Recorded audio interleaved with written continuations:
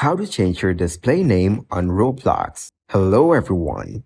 In this video, I will show you how to change your display name on Roblox. Firstly, go to roblox.com on your web browser and ensure that you are logged in to your account. You can also use the mobile application. Once you are logged in, click on the settings icon located in the top right corner of the page. Then select the settings option from the drop-down menu. This will take you to the account information section. Here, you will find your display name.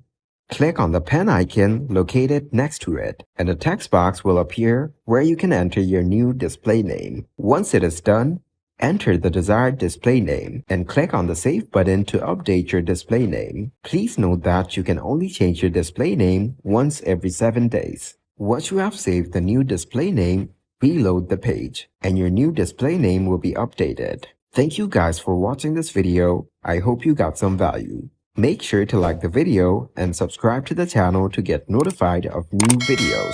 See you in the next one.